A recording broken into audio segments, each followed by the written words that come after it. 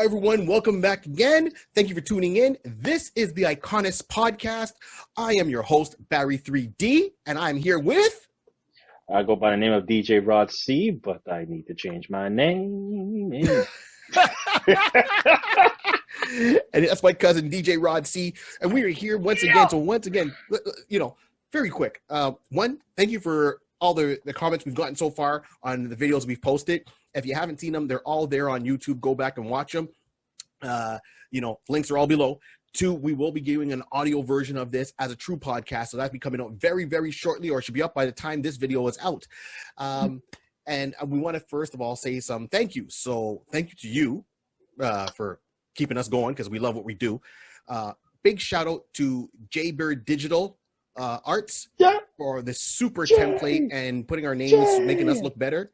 So Jay, big shout out to Jaybird Digital. Thank you so much for keeping us looking pretty. That was my Morris Day moment. Damn right. I was down with Morris Day before Jay and Silent Bob. Also want to shout out Touch of Gray. So that's another show that I'm on here on YouTube with my comedy brothers. So that's with Dave Sokolowski, Thomas Patrice, Zolf Ali, myself. We drop multiple videos throughout the week. So, go and check those out. It's all about social commentary and us having fun on it and poking fun, all these topics, any topic that comes out to mind, right? So it could be current day or something that we just off the top of our dome. Simple as that. So shout out, check it out. A Touch of Gray Matter is that show. Jaybird Digital Arts, as we said before, your fans. And I want to shout out my buddy here in Montreal. I did his show just recently. Paul Ash, comedian. He's this guy I was his mentor. He took me under his wing as a comedian. Really appreciate that. He has a show called Battlecom on, of money that he does. So he does Battlecom once a month. You can see them all there. I'm on one that just passed by there in the end of May. So check that one out. You'll see myself on there, and it's all like it's a geek comedy show. And the winner is voted by the audience. I didn't win, but I was so close my first time. So close. Nice. Yeah, really so there. Thank you. And once again, if you're able to position to help the channel grow, check out our link below, on Ko-fi, you can find us there. And simply just go to my website to find everything that I'm doing and everyone else is doing. I have it always linked in there, and I have a blog going on. So simple, barry3d.com. That's the site. You can find all the links to everything.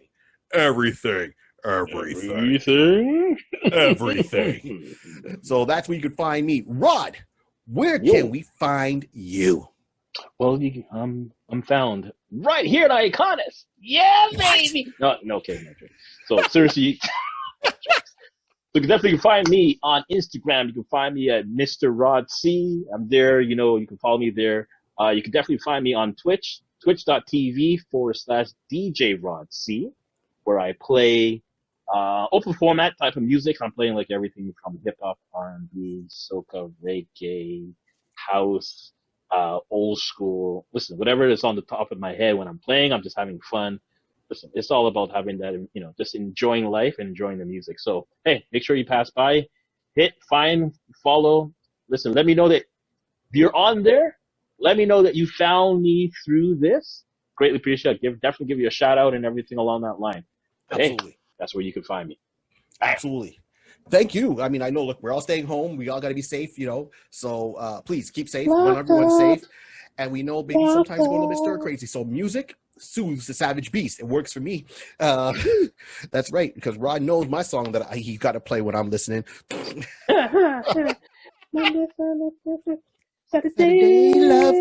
Yes, Sherelle and Alexander O'Neill. If you don't know it, look it up. That's some good funk. You will learn today. On the topic of learning today in the Iconist Podcast, here we are. For those who are watching, thank you. You see it. We are talking about Marvel's The Invaders. The Invaders? Right? What's that? Good question, Rod. Good question. And we're going to break down not all of them. We're going to break down a couple of the characters on this team. So this is a book that was discovered and started off in 1975. In 1975, there was a beat. No. So on this team, I'll give you the overall. I'll break it down for you. So on this team, it had, the founding members was Captain America. Yes, the Captain America, Steve Rogers. Namor, the Submariner. The original Human Torch, who was an android, Union Jack, and then the top of it had members that would come and go, right? So there was also Spitfire, there was Bucky, yes, Bucky from Captain America, and there was another character called Toro, who was the sidekick of the original Human Torch. And then there was a couple other members, but these are the core ones we're going to kind of go in and stick with right now.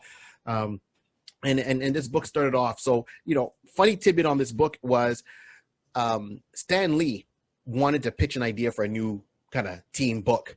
And he liked the name The Invaders. I mean, the Avengers, the Defenders, the Invaders.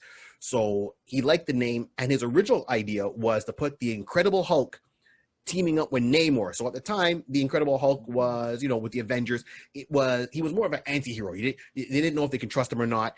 Namor was, anti-hero, maybe more towards villain at that time. So he wanted to put those two together as a team and call them the Invaders. That didn't work. So one of the writers remembered that Stan Lee liked the idea. So when he pitched the idea of this team, he kept the name The Invaders because this way it would help his pitch to make the team Smart, man. Right? You got to be smart, man. So this book, this team takes place during World War II. During the Axis height. This is where it's located. So you had Steve Rogers, Captain America, doing his solo adventures, and then he was on this team. This is prior to the Avengers. Their first appearance, though, to publication to everybody, was in Avengers issue number 71, back in December 1969. So yes, that I wasn't even around at that point yet, but that's when he was born. This team was all formed in 1969 in December. And Avengers issue number 71. So if you want to go back and get the true source material, there would be the book. That'd be book there. Mm-hmm. Right? And then, when they pitched it after, that was one of the ideas behind the Invaders. And the name is carried on over time. The characters have all intertwined and interacted over time. And I think it was a fun book. And I think the Invaders can still exist up to now in the present day, MCU. Mm-hmm. I see how they can put it in if they wanted to put it in. I know how I'd like to see it. So that's go. We're gonna break this down. Okay. Now, you know what? I like what you're saying. Like, we didn't have any pre-talk or anything like that. But I like what you're saying now in the just sidestepping about having the Invaders working now. Yes. And as you're saying that, I'm kind of like, all right, let's see what we can do. But then there's certain hints that if everybody remembers, let's see now.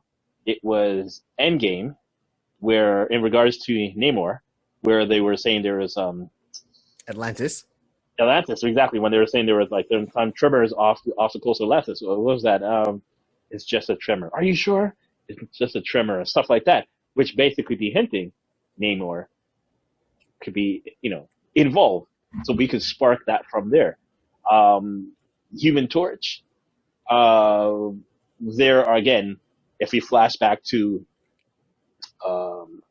let's go to Iron Man. Yes. Actually, yes. No, sorry. No. I'm gonna go. I'll jump. No. Here's the thing. I'm gonna jump back to Captain America. Thank you. Avengers. I'm gonna jump back to Captain America first. Preach. So you can see where Howard Stark was there, so at least in the stance of that particular time when young Steve and young Bucky was going for their date with those girls in that Expo World Fair. Yep. It is known that there's a quick little clip of a statuette or like presentation in a cylinder type of tube. Yes. Not saying, or it could be, but no one has alluded to say yes or no. Well, so that could have been. Yeah. Did they? That's what I'm trying to remember. I'm trying to remember if they did. They did. So if you look at that, so I know what scene you're talking about. So in Captain America, the first Avenger, his very first movie, as you put it, you nailed it on the head. They are going on their double date. They walk in, and when the camera pans back and shows the expo from the very beginning, and it kind of zooms in a little bit, at the entrance, there is a glass cylinder with a guy inside in a red costume, and it says, Doctor, I can't remember his name, so-and-so's Synthoid. That there is the original Human Torch. That was done intentionally. So, hold that thought. Mm-hmm. That shows me that, one, the original Human Torch, his body, he's there in the MCU. They didn't do anything with him, but he's there. Howard Stark, right, is there working on certain technology. So we know Captain America, the first Avenger. Yes, that's Captain America's origin. That's one. We know the original Human Torch is there in the MCU. That is two. We know Atlantis is there present day in the MCU, which means it has to exist in the past MCU. So yes. Touch it. Wicked. So Rod just pulled up that scene and put that backdrop behind him of the original Human Torch there. And people are around it. So yes, though. So that means Atlantis is there. Now, keep in mind, Namor, like Wolverine, is long-lived. He has a long lifespan. Correct. Right? So he wouldn't be, even though he might be present day 100 and some odd years old, he doesn't look it, so that goes into it. So the Avengers are there. Captain America, in his movie, he's dealing with World War II. Right? So the setting is there. Here's my thought, and you could tell me your thought on it, Rod, or after. Okay. If they wanted to do a one-off live-action movie, and if Chris Evans wanted to come back, bring him back in The Invaders. How? Very simple. In Endgame, right? Those last two movies, two-parter of the Avengers movie. Right. We know Steve Rogers travels back to the past. He does everything, and he travels back to the past. And then you see old man Steve sitting there saying, "Hey guys," and he's like, "Oh, Steve, you're still alive." "Yeah, well, I went back in the past, and did you get back with Piggy?" And it's like, a gentleman doesn't kiss and tell. Oh, okay, that's cool. Yeah. That's cool. But at that moment, when he time traveled to the past to live out his life without being frozen, I know it's going to be a lot of people going to say, "Well, you're missing some things." Says, how is he starting the Avengers if he wasn't found to help? And I get that. I know that's going to be a plot hole. I get it. But let's just go with the basic that he goes back to the past. Yeah. He doesn't get frozen. He understands it. Or maybe he gets frozen and he comes back. So he knows he's frozen. He leaves himself frozen. It's a loop. He understands the effectiveness of a team. So he goes out to start his own team. Right. Now, he had something similar because it was him, Bucky, and the Howling Commandos. Correct. Right, but now he's seeing the advantage of having a superpowered team, right, where they can do good. So he can go back and say, "Hey, I remember walking into this exhibit and seeing this kind of android, a future man." Yeah, okay. At this point, his name's Jim. He would come out and have his own little adventures, or there'd be a part where they crisscross or something like that. Peggy being on the cusp of, starting off what would be S.H.I.E.L.D., would have intel on stuff like this, especially that she was really close with Howard, right? Yes. So that's two, right?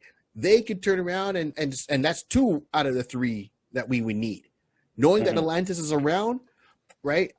It could have been a secret saying, "Hey, well, you know what? We know where Atlantis is," and or something. And they can. There's multiple ways they can bring in Namor. It's They could bring in Namor. And that there alone works. Now, how the Invaders got across, so that would be in the MCU, and it would be very similar to their basic story. Like they came in, there was, during World War II, they're over in London, England. They end up, going there because they've all found out about a plot to assassinate Winston Churchill. They go over there and they save him. It's a mission. So on that mission, Steve could have bumped into various people because the Axis powers were, they were experimenting. I mean, look, Indiana Jones, they're looking for mystic objects and stuff like that, right? So, and this is based off of somewhat true history, how Hitler was. Right. So, again, even pause right there because I believe as well that the Red Skull, how he started, because he was following the path of Adolf Hitler to find mystical type of, scenarios. So again, it blends in very well. the thought, the theory makes there's some plausible. I mean, there's some plausible causes. Like possible, it can work. It can work out. And it just doesn't jump back to what you said before about if you will, how he's not frozen, whatever the case may be. In reality, it is possible, because if you go by what the Sorcerer Supreme said, that the timeline gets different, whatever the case would be. Yes. And like Hulk said back to her, as long as we know to bring it back at this time, the timeline will automatically come back, no matter what you do. So if Steve was originally, I'll go from this angle, he was originally frozen, whatever the case would be, and then he woke up into the future, in the 20th century, and then he went back in time, he can go back in time, and then still carry on his days acting as an invader, as I always thought, he either lived out the rest of his life, or he had another quantum serum, not serum, but to jump back to the future. But I was always kind of like, maybe he just lived out the rest of his life. But again, all he has to do is live out the rest of his life and have his adventures separate, because all we know, he goes back to Peggy and tell Peggy, listen, after they had their dance and they broke off, for us, the movies, he probably just said, come here, come sit in the living room. I want to tell you something. I love you and everything like that. I will travel the earth, hell and back for you. And this is just to prove it. I was frozen. I woke up in the future. I found a way to come back to you. Right. So I'm here. So I need you now as building S.H.I.E.L.D. to say, listen, certain co-op operations and stuff like that, you give it to like regular. Then anything else is capped to, wink, wink, the invaders who will take these other missions, and they don't really see each other. But again, I digress. That's a possibility. So growing up in the timeline could still work out that Cap Frozen, we have another one, but no one announcing that, hey, that's Captain America, Namor, Human Torch, Union Jack, who's part of that particular howling, in a sense, like the howling. How the Howling Commandos were, but the invaders. No one knows about them. Yeah, undercover. Exactly. But no one knows them. Yeah. So the possibility could definitely work out. Yeah. He comes home every weekend, whatever the case may be, his mission. He stays with Peggy. He's good. He lives out the rest of his life there. Yeah. Because a lot of people say, he was there in the funeral, in the church for the funeral with Peggy, but that's a whole other digression. We're going too far off. We'll come back. It's just possible that Mr. Steve Rogers was able to live out his life double time. Anyways, as we were saying, come back to Wonderful. Right, so that's my point. So that's why I'm saying that they can do one standalone. No, if they want to get Chris Evans back for one more movie, this would be the perfect transition movie. Now, with all of that, okay, Steve's going to age normally. So present day Steve would still be that old man Steve would call. Let's call him Old Man Rogers. Yeah. Right. Steve would age, but Namor ages extremely slow, just like Wolverine. So the age, he would still look the same as he did back then. Now, pretty much, right? He wouldn't be old. He wouldn't be slowing down. No. He's got a long lifespan. The original Human Torch, he's an android. Androids don't age. Boom. There we go. Thank you very much. You got your 3 core members of the Invaders. And then it said for Union Jack, right? Union Jack is a mantle passed on from father to son. Right. So the original one passed it on to his son, who passed it on to another relative. So the costume is this. There's always going to be a Union Jack. It's a family crest. It's a family crest. And the second Union Jack. So you have the original Union Jack, right? Mm-hmm. And then his son and daughter. So his son took over Union Jack, and his daughter became Spitfire. Right? If you read Namor by John Bryan, that run, he brings Spitfire in the future. There's no time travel. She just ages. So when you finally go and they bring her into the book, she's a little old lady. She still has a little bit of her power, very, because it's dwindled over time, but she's still around. She's still alive. She still helps Namor. Yes, they go through their not adventures. They go through their ventures. Mm-hmm. She gets rejuvenated. She gets back her young body. So she goes from being an old lady to being 14 again. Right? But that's during the John Bryan run with Namor. You have to read that run. So once again, Spitfire, she lives. It sounds like Highlander.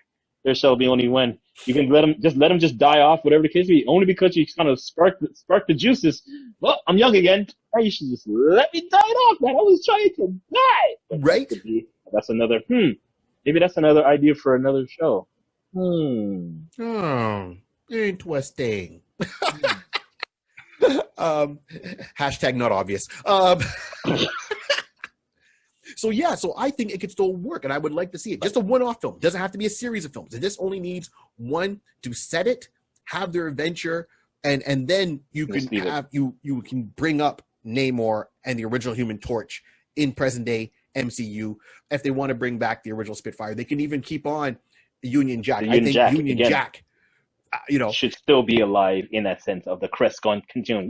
Yeah, exactly. Being passed around, and and that can go into the Disney Plus streaming service, which would be different. So here's my, and I know it's a big thought. So this is what I would say: give him that one movie, and then Namor, I would love to see him in a movie. Union Jack, put it in that time period of World War II, maybe in his own streaming thing or even present day streaming, and show flashes of the past. That would be awesome. But that's where I stand with that. And the cool thing is that even though he's Captain America, a bulk of their adventures took place in the UK because they were helping out, the United Kingdom, the Allies. So they were on American soil at times, but a lot of their adventures took place in, of course, Germany, Europe, London.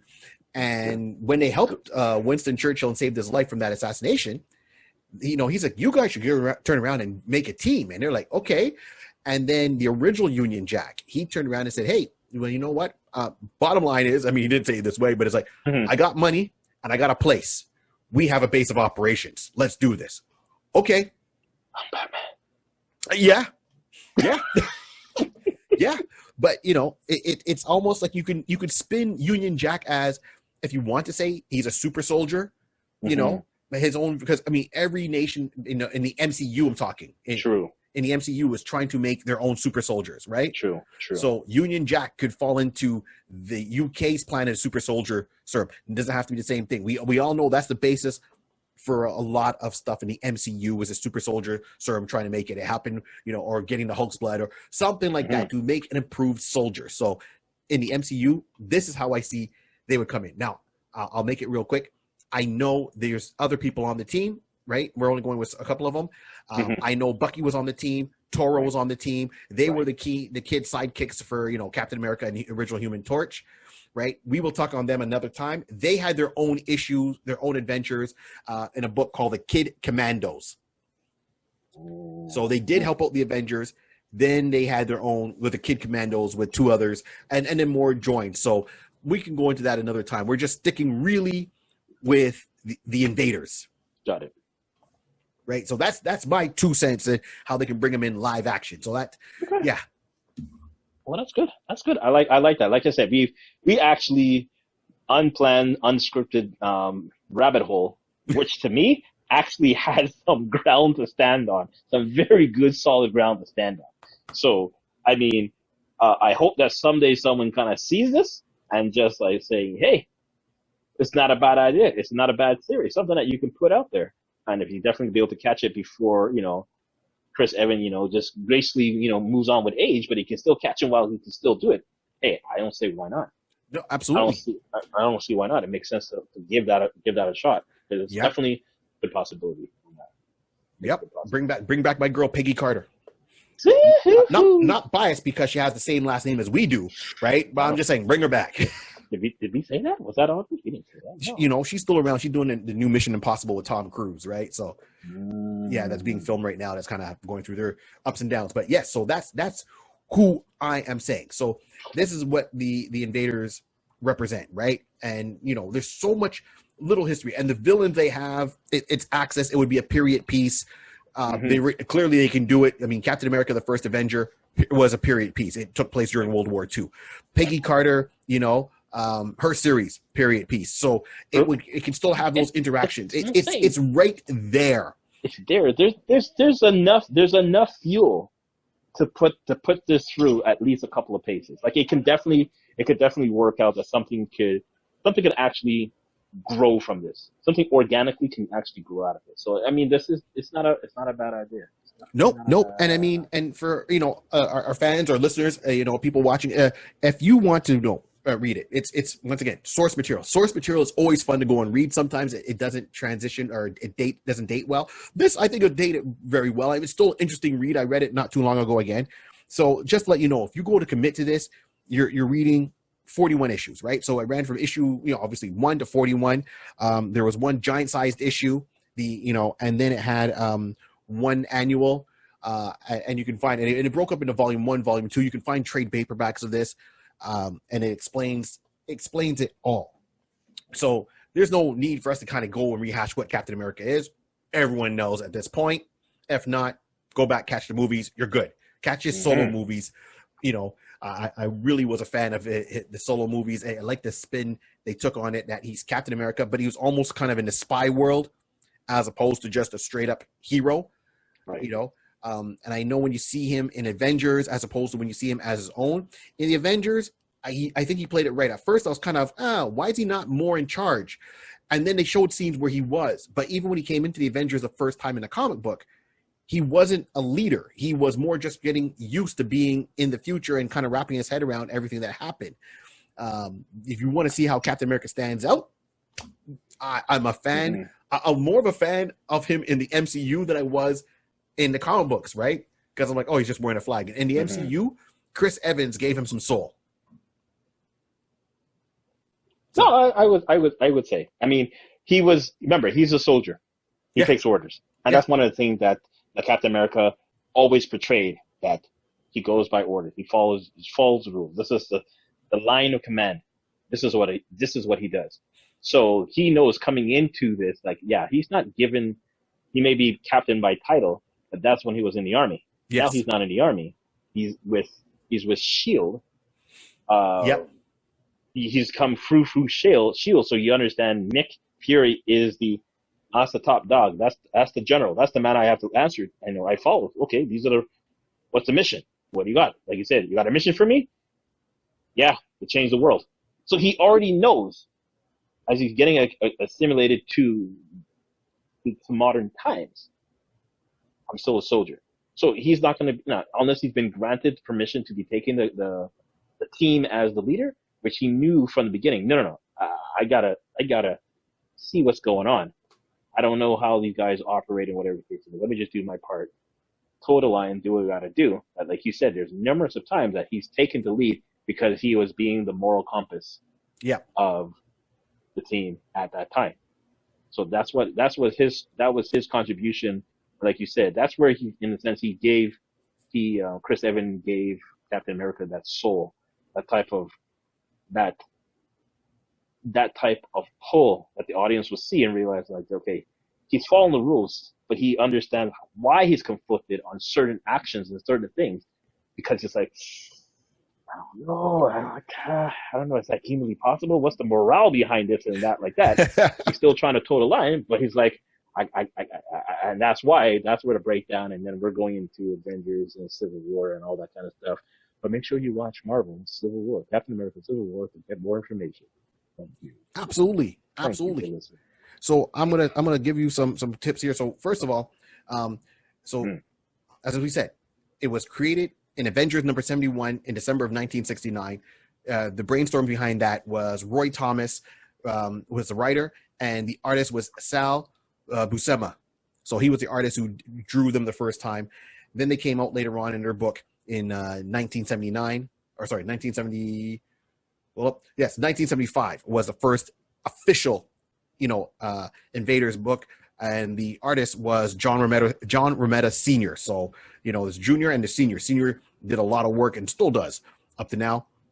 And if you want to get some cool roundabout ways, read the Invaders run, then go and look for John Bryan's run of Namor, where he brings the Invaders back together in a tale with Namor and present day. So that's another good read right there. I think that was like issue 12, issue 13, or issue 11 and 12, because it was a double-sized issue for the year we brought back in the Invaders. So it was like, John Bryan, I love his art style, his writing style, beautiful. He's one of my favorites. So definitely go and check that out just to see what happened to them present day, and then you'll find more about Spitfire present day. Then there's also Heroes for Hire. So you have Luke Cage and Iron Fist, who are Heroes for Hire. What are you gonna have to do that? Yes. Hercules. In one of the runs. Sorry, I haven't heard that in a hot minute. Sorry for segueing off people, but that's Heroes for Hire. Yeah, I'm going deep, man. I'm going deep. Go on. Right? So Heroes for Hire. So what happened is during Namor's original run, at this point, Iron Fist was no longer in the the Marvel Universe, right? Not the MCU, the Marvel Universe. They all presumed he was dead after the original run of Heroes for Hire, where it looked like Luke Cage ended up killing him. But he was framed for that crime. He was framed for a crime he didn't commit. So that's why they broke him up. They actually found what happened to Iron Fist during Namor's run, right? And you found that, Iron Fist during Namor's run. So during that run with John Bryan, you find that he was in Kunlun. He was kidnapped. He was held by these kind of plant people, and they had him in a pod for all these years, draining him.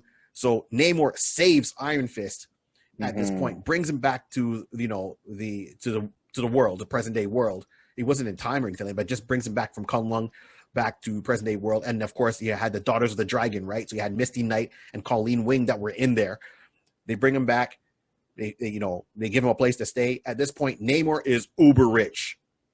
So Namor is being like, he's a businessman, and he says like, okay, yeah, because, and that's interesting about Namor. Namor was existing before Aquaman, so Namor was first, right? Yep. So Namor, he was born to his mom was from Atlantis, and people in Atlantis had blue skin. His dad was working on a ship. They were dropping these charges to dislodge some debris or so forth. The people of Atlantis thought the humans were attacking them. Us air breathers were attacking them. So they wanted to send a strike force up there. But, Namor's mom, who was the princess at the time, told her dad, it's like, no, I'll go and investigate. Went up there. She got on the boat, she learned the human language real quick because, of course, they didn't speak, English. So she learned English real quick. I mean, they had their own language in Atlantis. Anyways, falls in love with the captain of that ship, Captain Mackenzie. Short engagement. She gets married. Then they come back to say, hey, well, what happened to my daughter? Go and send a team to the surface and bring her back. Bottom, blase. Namor is born. Namor was seen as a long time as the first mutant because in Atlantis, they all have blue skin.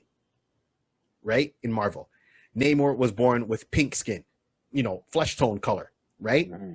He also had increased strength, and he was born with little wings on his ankles. And they thought, okay, that's a mutation. But that mutation, even though these little wings on his ankles look like Hermes, winged boot, it allows him to fly.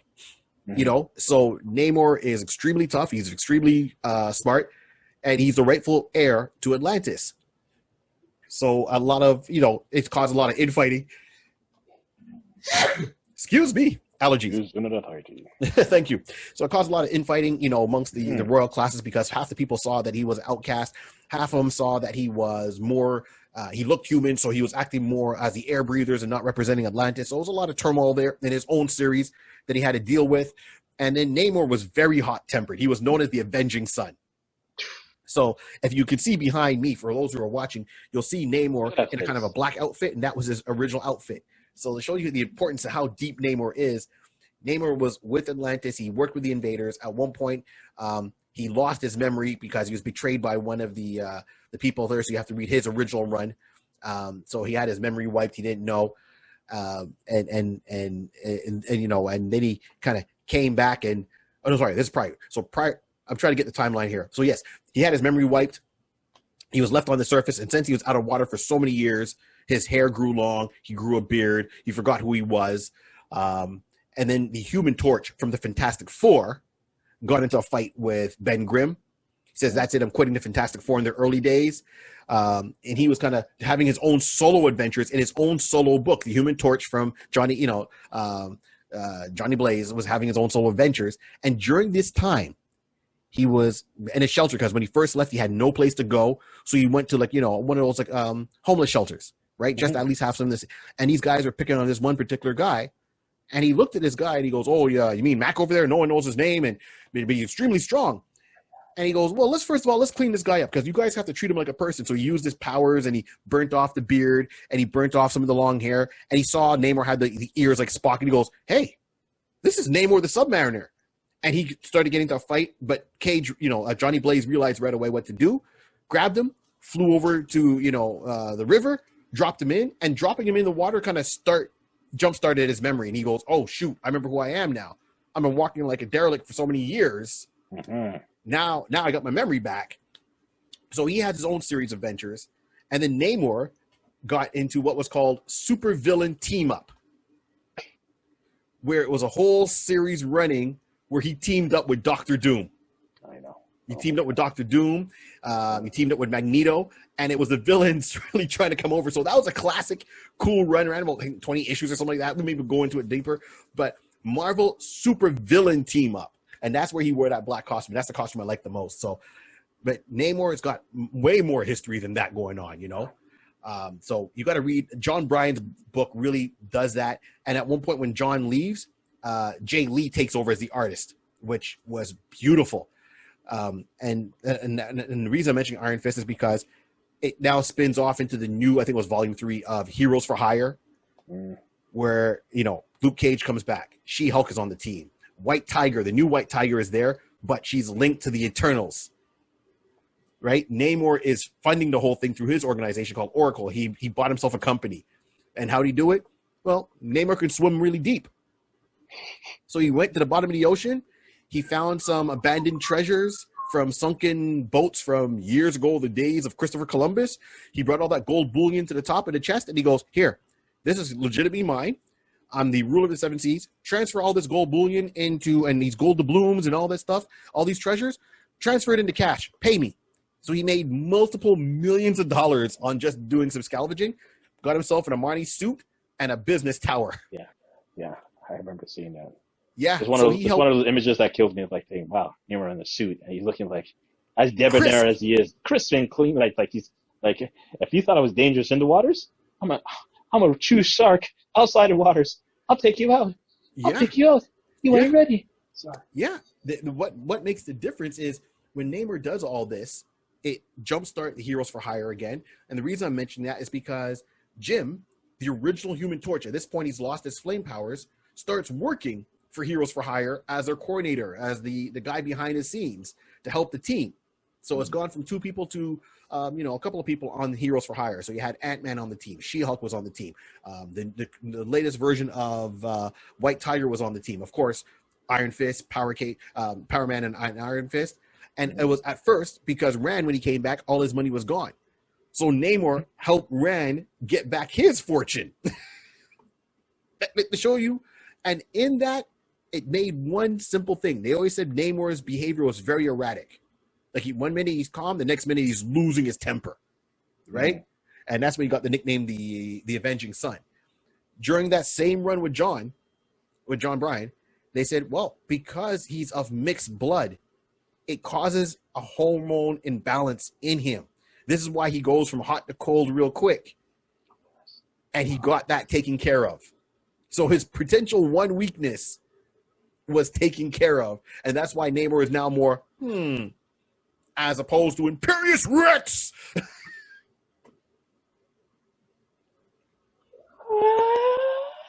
Yeah. So that's why I said the Invaders have so much history, right? So Captain America, we know how his storyline goes out in the MCU and in comics, how it plays out with a lot of his hands are in everywhere. Solo adventures, team ups, team books, and so forth. How Namor parlays into all that. How Jim, and at one point they thought the original Human Torch, his body was used as the blueprint for Vision. Yes, I remember hearing that. Yes, I remember reading that. And that's what they went with for years until just recently to dismiss that. But I always liked that idea. So, I like the idea of Union Jack. He was just wearing a black costume with literally the Union Jack flag on it. He had a gun on one side, a knife on the other side. Good fighter. Put him in the spy world. And that's what he really was undercover commando ops. You know what I mean? No superpowers, just a well-trained fighter, very smart thinker. So I like that, especially in the spy world. That really could work for me if they kind of keep that kind of same genre for it, Black Ops, so to speak. And his sister was Spitfire. She got her powers by some experimentation, and forgive my memory, but it gave her the power to run extremely fast. Yeah. She had super speed, and then at one point she was able to develop flight and have like somewhat, it's very like flame powers to a certain degree. So that there, my friends, is the Invaders. So now it brings us down. If you had to cast the Invaders, how would you cast them? Now we're not going to cast Captain America. Been there, done that. It's already established. I like the choice, so I'm good. Let's go. Who you want to start off with, Rod? You know what? Let's start off. We'll leave the big heavy hitter to the end. So we're going to start off with. Let's go with. We just finished talking about Union Jack, so we can go with Union Jack. And yeah, let's go with Union Jack. Okay. So I'll just say, for me, I was just thinking along the line, and you brought it up.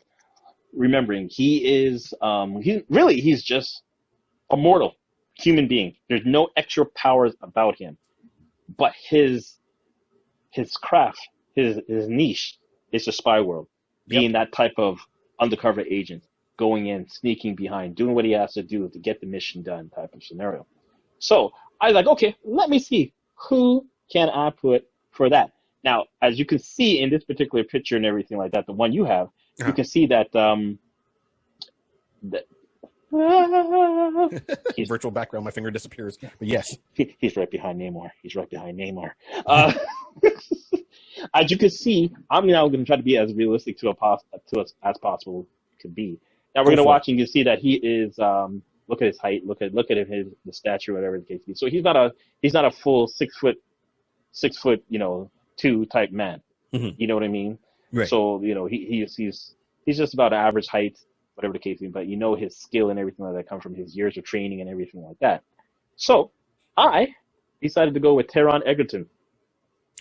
Oh. Taron Egerton, if you all may not realize who he is, he's played a particular movie in regards to, I don't know, a spy type of thing, called The Kingsman. And you know what? He just happened to be, in The Kingsman. So I was just gonna go. That, to me, that would be a nice little fit, that we put him there in from The Kingsman. And so no, I like to. So he's going by the, he's he had the name of Gallahan because that was his code name for that. But he was inducted, trained to be that type of person. So all it is to me is that now we're gonna have an actor who has the mental repertoire because he's been trained and acted in that type of manner for another movie. That means, you have the demeanor. You can do that. And there have been times you can see his transition from being a streetwise kid going up the ranks of understanding his skill set and, honing his skill as a master spy in that regard. So I will say that, I would like to have him as, and of course the man is from, and yes, Union Jack, but of course the man, is from, from her royal majesty's homeland. So it would make sense that you say, if we're going to have a man who's going to be holding the flag, I will just say, I don't want nobody upset. And so we got someone who wasn't from the small little island called England. Let's have someone from there who can play that. I'm just gonna say, I'm done. Boom. Okay. I got booty boom boom boom. All right. So you know what? I found this other app called Cast, and it lets you do votes. So I'm gonna start using this going forward. We're going to put up the character, we'll put up who we say, and let people vote. So we'll give you guys a chance for who's listening to find us on our Facebook page. Go through my website, you'll find all the links, and we'll put it up there so you can all vote. And it'd be interesting to see if you agree with our choices or whose choice you agree with. So, and it's all in fun. It's that's all it is. It's all in fun. This is what we do. So we're having a good discussion about it. At least get the ball rolling. So seeing that you brought that up, I'm with you that it should be someone of English soil. Good die. And I'm going to go with this other actor. might not be known unless people are watching this particular show, and I love this show. So this guy I'm going with is Joe Cole, right? So Joe Cole is one of the lead actors from the Gangs of London that is playing right now on the AMC. He plays. Wait, if I think of who I think it is. Yeah, he plays Sean. Right. So you have in the TV show Gangs of London, you have the father who gets killed off, and he has two sons. One who's taken over the kind of the gang family business, and his brother who is the druggie, he's got an addiction problem. Right. I'm talking about one who's taking over the gang family business, the one that plays Sean. It's Joe Cole. That's who I see as Union Jack. He's gritty. He's got the intensity in his stares. I like his acting, how he delivers it. He does show some humanity. And he works in a family dynamic. He is from around there, and he's done other movies. But unfortunately, we're in our little bubble over here, right? So we don't get as much unless you're a fan of him. Right.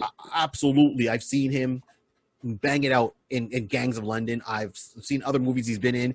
One of them he's played a boxer, so he knows about physical conditioning. He's in that shape, and I like that he's not the overall 6'2" blonde hair. No. The look is intense, and you want someone that's gonna be a little bit intense that's gonna play that role. And I think he can do that very well. So that's who I'm going with Union Jack. Got it. Okay, that's a nice one. That's a nice one. Thank you. Tea time. Now, if we had to go on to, let's say, his sister Spitfire, right. Who would you see playing his sister Spitfire? Well, I mean. Nah, I picked somebody, and it was just more of the. So the person I picked, it's like I'm trying to say. I mean, I picked somebody, and I was like, her functionality and stuff that she does, it's you don't really Spitfire is there, but she's like, you know what I mean? She's there more of like or I took her as a. Not like a sidekick, but you mean she's like second. She's like a third tier. That's how they roll on the it team. To some degree, but exactly. There's a lot more to her. But yes, you know what I mean. So it wasn't that much. So with that entail, I was thinking, who can I have as an actress to do that? Someone who can take that role. And I admit, I came across, and I'm like, you know what? I saw this person's name, and I'm like, everybody will see why. The name alone, Taylor Swift. You went with Tay-Tay? I went with Taylor Swift. You went with Tay-Tay?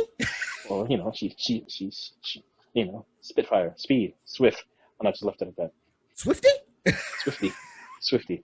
Because you know what? I look at her in the sense of, just the innocence of it, that her, now she doesn't.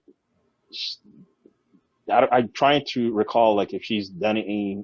She hasn't really done any major acting or anything like that. Not that I know of, I'm sorry if she has. I apologize. And exactly, I would say that same. I don't know off the top of my head, what type of action she has done.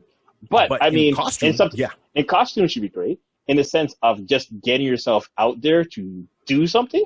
You know what? Why not? At this point, if you're gonna have a role that you're gonna be entry level in the sense of just getting your foot wet, it's not a lead role, and it's not a minor role. You're just there. You're a supporting cast, and you're definitely be able to help out to, just to move things along. Right. You know what? Right. So I'm going to say her. You know what? I'm saying that Bad Blood. So she has been in a movie called Bad Blood.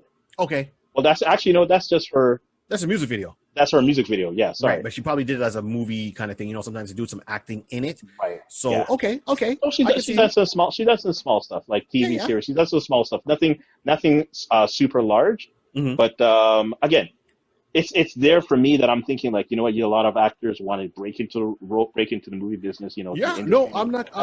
I would say this would be something that's simple.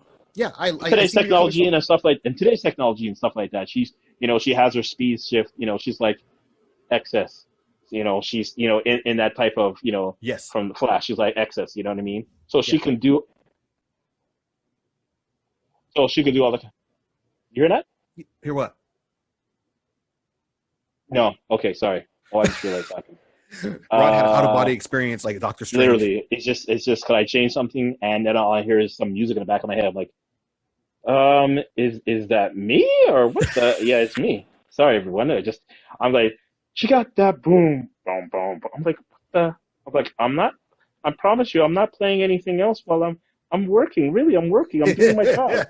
So, so threw me off. Sorry about that. But yeah, Yeah, so I'm just saying for an entry level in a sense of, mhm, today's technology, we've seen what's the possibility with the TV show Flash, how you right. can give somebody the ability to be a speedster who can do all these extraordinary type of scenarios. So to me, I would say, yeah, this will be a nice little fate. Play on the name, play on her name, play on the Yep. twisted words of her name. I'm like, you know what? We got a role for you. It's a speedster, running fast, like swift fast. Yes, take the opportunity. Let's go with it. Let's see what we can build from here. I was just me, just trying to be a little Okay. extra fun when I saw it, and I was like, you know what? I just this one time I just like say, you know what? The Joker comedy me just said, you know what? I'm just gonna. I can't I, let this one bypass. I, I will take the. It's not an L, and I mean that to anybody. It's not an L. I'm not taking it as an L. I'm just saying it as fun. It's an F. It's fun, fun. not an Okay. L. It's an So L. I'm gonna back you up on this one. Oh shoot. No, no, no, man.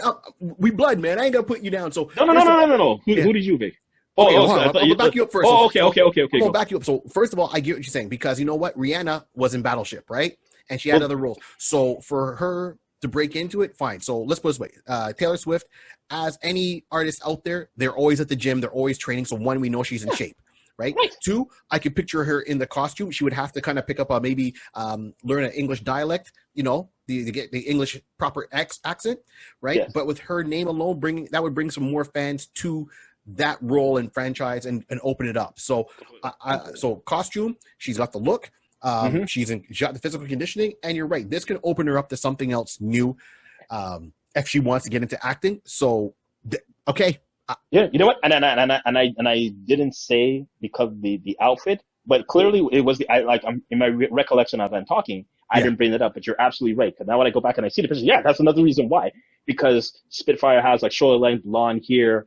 She's slim built and everything like that. So I can see. You're right. You can see her actually portraying that. So yeah, there's and a good possibility for her. yeah, and she would play the person of having a father who's, and I'm not, and this is not a knock on her, but I can see her playing that role well of coming from wealth within her family, because in this she's, her father is a lord, right? So, for her and Union Jack. So, okay, Mm-hmm. I get you. So for my choice, I Mm-hmm. went with Ivana Lynch. I know the name doesn't say nothing to y'all, maybe some. Right. So she was in Harry Potter. She was the blonde hair, like the almost blonde hair with almost white hair girl playing Luna. So she was in the Harry Potter movies. She was the one that had flowers in her hair. She seemed almost like the hippie child in Harry Potter. What's her name again? Let me pull her up. Luna. Hold on, I'm gonna go back and I'm gonna pull it up here for you because I saved it. So her name's Ivana Lynch, and the character she played was Luna Lovegood. Got it. That's who she played in Harry Potter.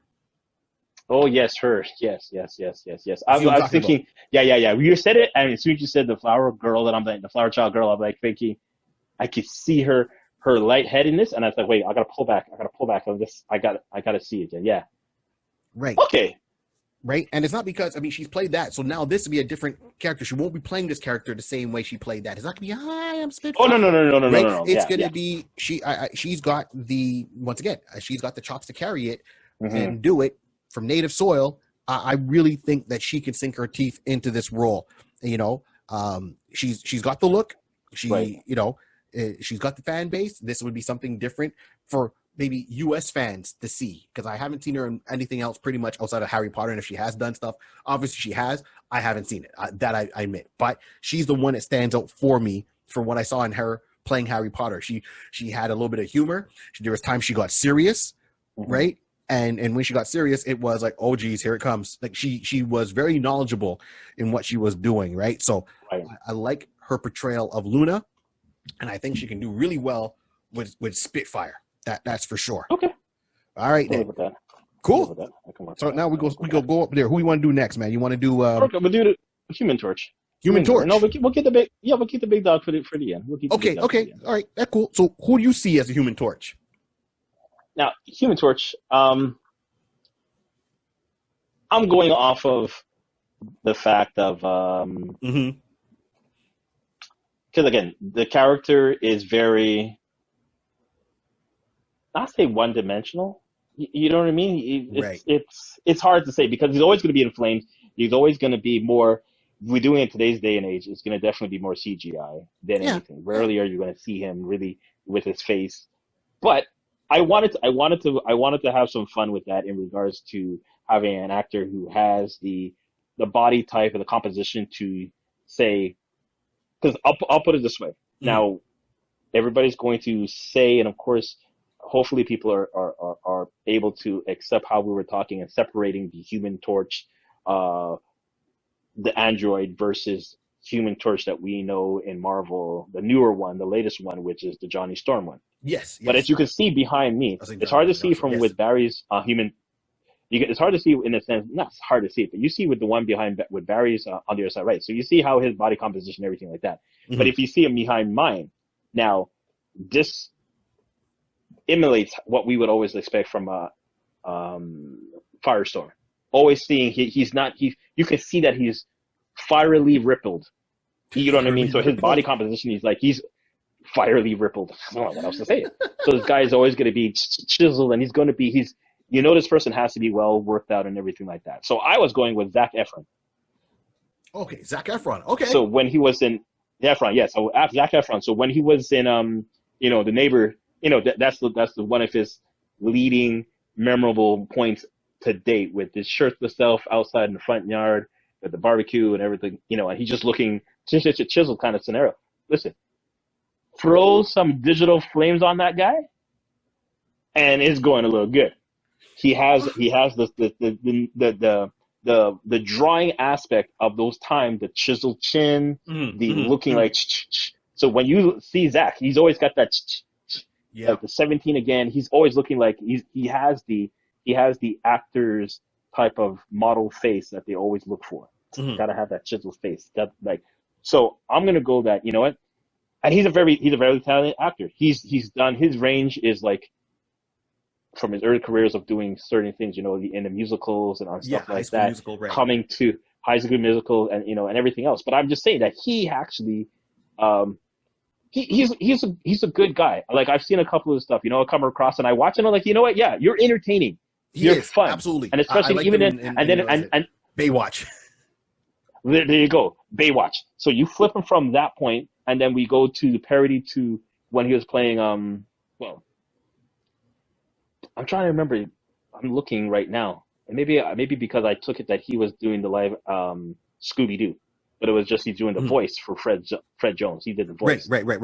Okay. He did the voice. But again, Fred is still comical in that sense. We grew up with Fred as comical with Scooby-Doo and Shaggy and all that kind of stuff. Yep. So I'm just saying that he would have that. I think he would be good to be able to take that on.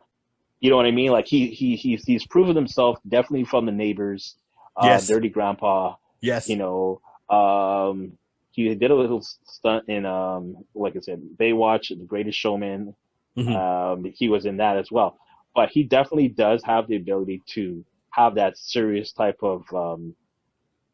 If I remember, that should be from The Greatest Showman. If I remember, I'm like, but that one had Hugh Jackman and everything. But I'm just like, that show. Not vaguely, but I remember him.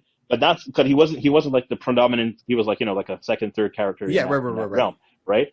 But he, that whole president of that whole movie was a serious type of tone. So, not saying he's going to be robotic and android like Ben Spinner. There's a lot of room for him to grow. Right. So, okay, this is where I was going with that one. So I was going with Zach for the Human Torch. Wow. Okay. All right. I like that. And it's very funny because my choice is very similar. Okay. In my mind, and right. correct me if I'm wrong, very similar to what you were saying. So that being said, my choice I went with, he's been acting for years, guaranteed. This guy's been acting for years. He actually had a series where he continued the series from the movie. So the movie started off one way, and then the movie started off, and then it continued into a television series that he was playing that same kind of character, and he was carrying it well. It went for like 4 seasons, if I'm right. I'll have to look it up. So I'm going with Ryan Phillippe. Yeah, he was originally married to oh my god, the actress there. They have a kid together. Hold on, the blonde one in the blonde lawyer one there. Comedy. Oh my god! Okay, I have to look it up. This people is what you call a brain fart. So Ryan Phillippe, I mean, they had a movie Shooter that was with Mark Wahlberg, and then there was a TV series called Shooter where Ryan Phillippe took up that role. And he had other famous role. Oh wait, let's see this. Yeah, hold on. I'm oh my gosh. Yes, I know. They showed me a picture of her, and I can't. Reese Witherspoon. That's who he was married to. Oh, really? I didn't know that. Okay. Yeah. Ryan Phillippe was married to Reese Witherspoon. Yeah. And Cruel Intentions. That was the movie that really put him on the map. So it put him, Reese Witherspoon, on the map. Okay. As an actor, he was in Shooter. He was another one, Big Sky. So he's done a series of movies. Okay. Yeah. So Ryan Phillippe, this is who I'm going with to play that. He's got a nice smile like the eyes. He shows a lot of emotion. And I think playing the Human Torch as an android, you have to show emotion through facial expressions. Mm-hmm. I really think this is something that he would definitely, light up. Right. Can't even say the proper terminology because that's not his, so I don't know what he says. It was like flip. No, can't say flip. Yeah. So for the original Human Torch, the android, I think Ryan Phillippe, you put him in a World War II piece, because this is where it's going to take place, right, during that time period. Mm-hmm. And he would be, that's who I would see for to do that role. He's got the physique. He's got no problem with physicality. Absolutely. That's where I'm going with that. Okay. All right. Okay. So now coming down to the end. Namor, the Submariner, the Avenging Sun. Who do you see playing Mr. Imperious Rex? So, for someone to take up that particular title, mm-hmm. we thank you, Barry. You have dug into the Submariner very well, giving us a good visual of how he portrays himself, how he portrays is seen by others, mm-hmm. and how people fear him because when he walks into a room, you realize you can feel the presence of his, I was gonna say his royalty blood in that time. You can just feel like, oh, this is someone. Don't make eye contact. Don't make eye contact. Just look away. If he calls your name, just drop dead on the floor. Just walk on by. Just walk. Don't do anything. So, with that, I went with Theo James. Now, Theo James, I don't know if you're familiar with him. No. He is he's from England. He's born in British. He's a man from the UK. Okay. But if you recall ever watching the Divergent. Oh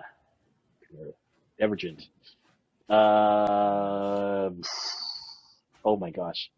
All right, I'm gonna look this up right now. Theo James, you're saying? Yeah, Theo James, Divergent, like the series. There's. Oh, when you see it, you'll know. There's an American, 2014 American Story where he was the protector for a particular girl who was heir to a throne, and how these normal right. Okay. So because of definitely that. Insurgents, yes, okay. Right. The Insurgent novels and all that. Yes, okay. Right. So he's from there. As well that he was the so the facial expressions and stuff like that can be very serious and everything like that. Because he was basically her her bodyguard, her protector type of thing. Right. And prior to that, he did Underworld Yes. Awakening. So he was David. So he was the half-breed. Right. So he was a crossbreed for the Lycans, half Lycan, half Right. Vulcan, vampire. Yes. So having that demeanor, that again, showing that, the amount of power that he has, how people feared him yet respected him. That's where I'm like, okay, you can just tip it over to the point that let everybody fear you. They you don't care if they like you or not. Just make them fear you, Mm-hmm. and you'll be good. Mm-hmm. You'll be okay. Mm-hmm. So I was like, okay, I can go with that. All right then. You're still hearing voices. Yeah. I know. I got something buzzing. I don't know. Keep going. No problem. All right. I don't know. I hear something fanning, like, I don't know, something going on and off. I don't know, someone doing outside my house. I don't know. But keep going. No problem. So I got you. I hear you. I see the pictures. All right. Got you. Yeah, because look, like if you do a shot and you can, like, there's one of him at the premiere of the Divergent premiere on 2014. Like, if you go to Wikipedia, you'll see him there, and you see that picture, the second picture, and you see the second picture, kind of flipping to the guy right behind you. I can just see him. If we just have the hair a little cut a little bit lower down here, just given the opportunity to say, I need a more sterner, grittier face from you. Yes. He will give you the face of, like, saying, if I look at you the wrong way, you will give me five across my eyes. That's when you want the fear. When a person, like, he's going to give me 5 across my eyes, even if I do something wrong. Raps! 5 across the eyes. I like it. That's what it is. That's what it is. 5 across the eyes. Yeah, I just a new term I just heard like 3 weeks ago. I like that. I've been using it like a beast, guy. I'm gonna give you 5 across the eyes. What? Here it comes, man. Here it comes. 5 across the eyes. You know what's happening. So okay. Yeah. So basically, Theo is my choice. Okay. All right. Says you. All right. So I'm gonna go with this actor. For myself, a little bit different look. But if you see him, so one, he wants to play this. He wants to play Namor. Wait a minute. Okay, go. I swear I remember someone saying that they wanted to. He's been pushing to play this role if he can get it. So therefore, he's a fan. And if he's ready to do it, that means he's ready to commit to the Invaders, and he's ready to commit to a solo project, which needs to happen. So I'm going with the actor Brian T. Right? He's on. He plays Dr. Ethan Choi on the NBC medical drama Chicago Med. Brian T. His full name is J. Bowman Takiakita, but he's known professionally as Brian T. A Japanese-born American actor. Yes. Right. I've seen this not years. Yes, I've seen this. It's been a while since I've seen. Right. I saw this pop. I'm like, this is dead on. I want to see this guy. About that. As soon as you said that, I was like, so wait a minute. That's right. There was someone who said, I will move role. heaven and earth to play this guy. And I'm like, woo, I want that's in the back of my head. To play this role. Okay. I mean, there's pictures of Brian T. So you can find him clean shaved, right? Mm-hmm. And there's a couple of pictures. There's one where he's got like a full up goatee. And even though he's smiling, he looks wicked. Like it's the kind of smile that if he walked into a room, okay, Theo, with a bunch of Nazi soldiers. Theo, I wanted you, man. Theo, I wanted you badly, bro. No, bro. Theo, I wanted you badly, bro. But now I see Brian. I remember, even when I saw this before, I'm gonna let you. We're done. The show's done. I'm telling you right now. I was like, Theo, I'm telling you, guy. Brian, I would have picked you first if I had recalled this incident beforehand. Barry beat me to it. But I know when the first time I heard about this and I saw this, and I'm like, and I looked at that picture, and I looked at stop smiling. All he has to do in that picture is not smile, and it's a soul. It's soul. No, I'm still saying he should smile, because if he walked into a room of Nazi soldiers and open up, and they're like, "What are you gonna do?" Oh, it's just one man. Picture that smile coming out. Before he gives them 5 across the eyes. Licks, beats, coughs. Kadooment. could doom him. Compound Brugga down, fracture. boy. Listen, Brugga down. You're going down there, boy. You're going to Brugga down. This sells it for me. Juke in your Brian windpipe. T, Juke in your windpipe. you know, juke the windpipe pop.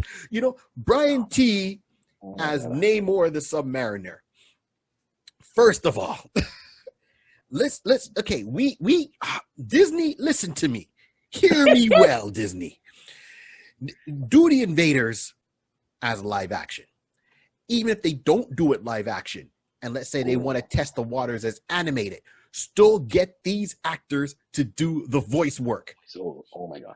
Get these actors to do the voice work. Real talk. If that works well, then give them live action movie. Do you know what kind of publicity you'd be like, hey, these are the actors that did the voices are now doing the live action version of this. Wow. Brian T as Namor.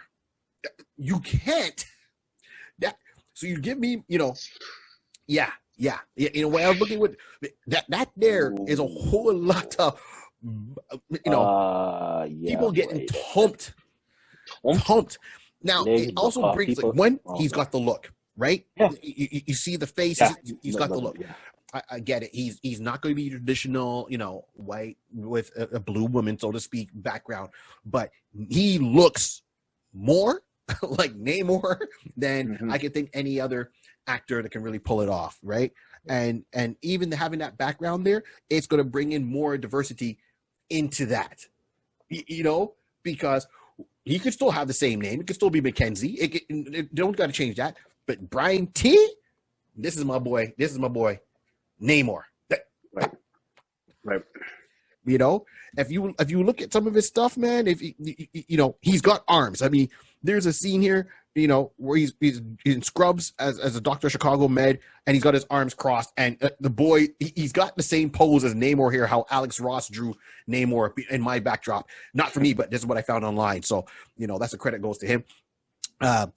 Alex Ross, you know, the way he's got his arms crossed and the look he's giving, talking to somebody. Hey, do you know who he? You're listen. Let me. I'm just okay. Hold on. You know this guy was in the Wolverine, right? Yes. So he was. Huh? He played Zero. Right. The so that's enough. That's enough for me. And to say, listen, he's playing a character already who can like, who's able to adapt to the physical chops. He has the ability to like say, okay, Brian, we're gonna need you to run and you know, run a couple of laps just to get your adrenaline up. You know, just give him a little gloss in the sweat, and let's do an action. I'm like, sure. This guy's gonna come in there, bam, and especially now that you're saying. Right? He has to go and beat somebody? Sorry, he was beating people in Wolverine. Yeah. I had to look. That's why I'm looking. I was like, wait a minute. I was kind of looking like you look familiar, but I can't remember from where. Because I admit, Chicago Med is not mine. My wife got me on Grey's Anatomy. I'm like, okay, I can deal with Grey's Anatomy. Yeah, you gotta watch New Amsterdam. New Amsterdam that's the show, man. That's the show. I have to come to that. Actually, I saw a couple of clips from the beginning. Just the trailer made me think you're really big. But anyway, yes, because for him and Wolverine, that was cool, right? But that's not a role he can sink his teeth into.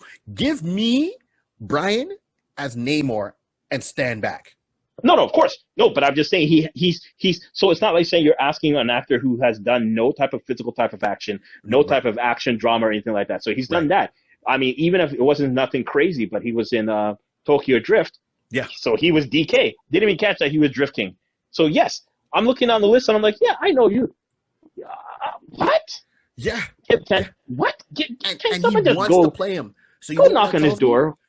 If an actor wants to play the role, go knock on his door, people. Go knock on his door. What are you doing? Give it to that actor. Why? Because he's gonna put that extra oomph into it. He go like Big Daddy Kane used to say. He go put his weight on it. Put some respect on his name. Teal. I'm telling you, bro. I'm with you, man. I'm with you. But Brian, I'm Theo, if Brian decides not to, which we know that's not gonna happen, but if Brian decides not to, then we're good. Right. But yeah, that's a hard one, huh? I don't know. It's. I'm sorry. I'm Brian. Yes. And on that note, everyone, we're gonna leave you on That's this one. Show's done. That's what I was saying. Show's done. Before I got it.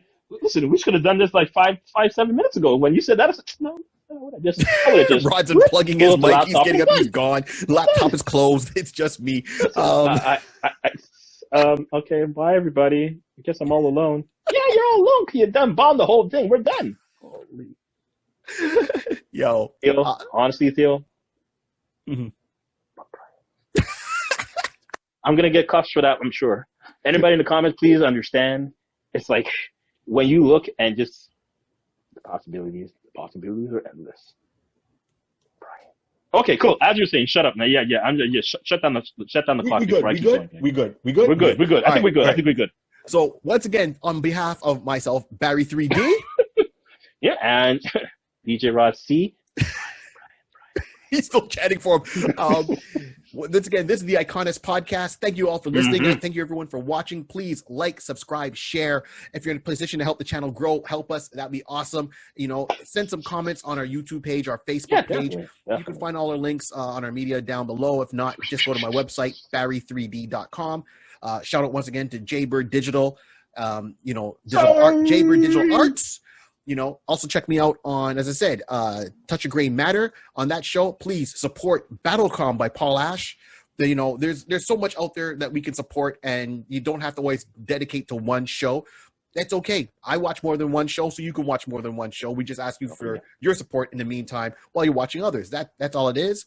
And keep in mind, this whole world started with a pencil, a piece of paper, and lots of imagination. Keep on dreaming.